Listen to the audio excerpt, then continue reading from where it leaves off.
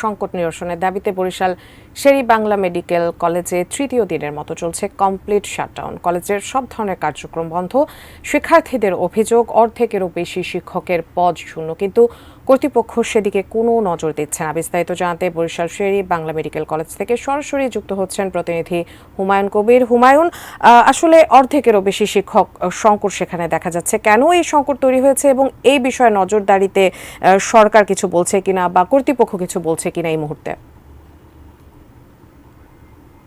আসলে শিক্ষক সংকটের কারণে এখানে শিক্ষার্থীরা তাদের লেখাপড়া ব্যাহত হচ্ছে, বিধে তারা কমপ্লিট শাটডাউন তারা গত পরশু ঘোষণা করেছে এবং তারপর থেকে তারা দাবি আদায়ের লক্ষ্যে বিক্ষোভ সমাবেশ করেছে। কিছুক্ষণ আগেও তারা বিক্ষোভ করেছে এবং তাদের দাবি যে লেখাপড়ার স্বার্থে তাদের যেহেতু লেখাপড়া ব্যাহত হচ্ছে, যে অনেক বিভাগে শিক্ষক নেই, যে কারণে লেখাপড়া যে কি অবস্থা সেটা আপনারা বুঝতে পারছেন এবং এখানে অর্ধেকের বেশি শিক্ষকের পদ শূন্য রয়েছে। আমি রয়েছি বরিশাল শের-ই-বাংলা মেডিকেল কলেজের সামনে। আমি দেখানোর চেষ্টা করছি, পিছনে দেখতেছেন যে শাটডাউন সম্পর্কিত যে একেবারে ব্যানার রয়েছে এবং সমস্ত হাসপাতাল কলেজের সম্পূর্ণ যে গেটগুলো রয়েছে সেগুলো তালাবদ্ধ রয়েছে।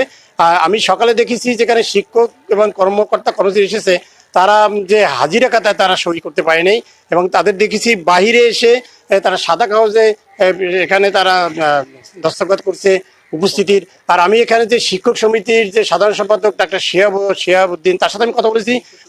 তিনি জানিয়েছেন যে এই যে শিক্ষার্থীদের যে দাবি, সে দাবির সাথে তিনি একমত পোষণ করেছেন এবং তিনি আরো বলেছেন যে শিক্ষক